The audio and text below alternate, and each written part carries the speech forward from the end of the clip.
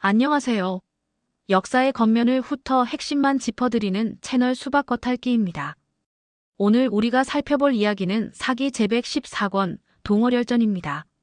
한때 춘추시대의 패자였던 월나라의 마지막 후예들이 거대한 한 제국의 질서 속에서 어떻게 부활하고 또 어떻게 비극적으로 사라졌는지 그 몰락의 서사를 지금 시작합니다.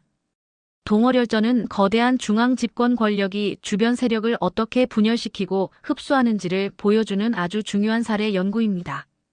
월나라의 비극적 유산과 냉혹한 현실 정치, 그리고 제국의 무자비한 확장이 이 한편의 열전에 압축되어 있습니다. 오늘날의 저장성과 푸젠성에 해당하는 동해와 민월은 험준한 산악과 바다로 둘러싸인 곳이었습니다.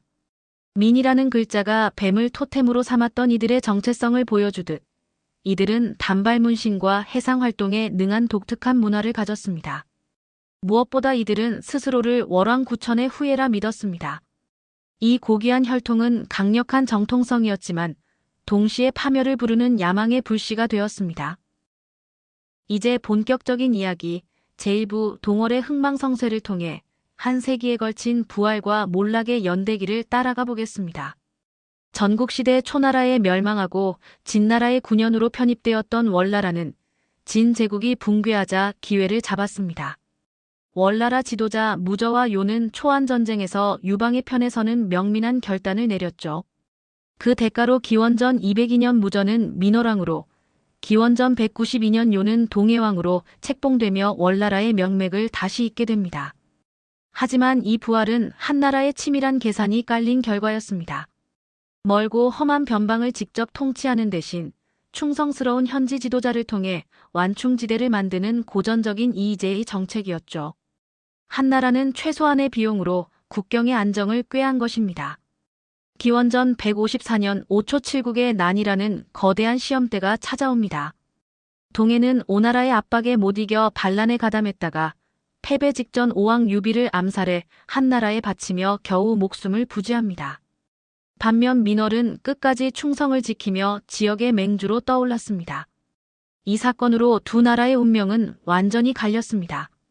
민월은 한나라의 파트너로서 기세를 올렸고 배신자로 낙인 찍힌 동해는 불안한 처지에 놓였습니다.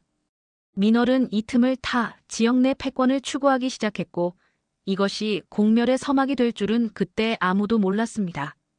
기원전 138년 민월은 약해진 동해를 전면 공격해 수도를 포위합니다. 위기에 몰린 동해는 한나라의 구원을 요청했고 한무제는 즉각 군대를 보냅니다. 한나라의 개입은 변방 문제에 대한 첫 직접 군사 행동이었습니다. 한나라 군대의 소식만으로 민월군은 물러갔지만 동해의 주권은 사실상 끝났습니다. 동해의 군주와 백성들은 한나라 내지로의 자발적 해체를 청했고 결국 강제 이주되었습니다. 보호의 대가는 주권의 상실이라는 것을 명백히 보여준 사건이었습니다. 야심에 찬 민월왕 영은 남월까지 침공하며 한나라의 인내심을 바닥나게 했습니다.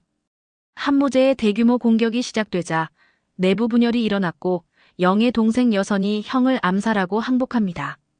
한나라는 분할 통치 전략을 쓰다가 결국 기원전 110년 최후의 원정을 통해 월나라의 자치권을 완전히 소멸시킵니다. 한나라는 내부 분열을 이용하고 분할 통치로 약화시킨 뒤 저항을 빌미로 총공세를 가해 정복을 완성했습니다. 정복 후에는 백성들을 흩어 이주시켜 문화적 실체마저 지워버렸죠. 제국주의 정복의 전형적인 단계였습니다. 여기 보시는 연표처럼 약 100년의 시간 동안 동월은 제국의 장기판 위에서 부활하고 소모되다가 결국 역사 속으로 완전히 사라지게 됩니다. 제2부에서는 한무제 시대, 권력의 위기 속에 서 있던 두 지식인, 엄조와 주보원의 이야기를 통해 제국과 개인의 관계를 분석해 보겠습니다. 엄조는 회계 출신으로 황제의 의중을 꿰뚫는 유능한 대리인이었습니다. 전투 없이 민월을 퇴각시킨 그의 성공은 중앙정부가 유능한 대리인을 통해 변방까지 권위를 투사할 수 있음을 증명했습니다. 체제 안에서 완벽하게 성공한 지식인의 모습이었죠. 반면 사기 112권에서도 보았던 주보원의 삶은 너무나 짧고 강렬했습니다. 추운령으로 제후들을 약화시키며 승승장구했지만 권력을 남용하고 정적을 만들었습니다. 결국 황제에게 유용성을 다하는 순간 그는 일족 전체와 함께 처형되었습니다. 재능보다 중요한 것은 절제와 정치적 지혜라는 냉혹한 교훈을 남겼습니다. 제3부 말의 무게에서는 이 역사적 사건들이 어떤 고사성어와 연결되는지 살펴보겠습니다. 선조의 망령, 와신상담의 유산. 민월의 왕들은 선조 9천의 야망은 물려받았지만 그의 인내와 지혜는 계승하지 못했습니다. 시대가 대륙제국의 시대로 변했음을 잊지 못한 채 무모하게 패권을 쫓다가 영광스러운 부활이 아닌 파국을 맞이한 것입니다. 입술이 없으면 이가 시리다는 순망치한.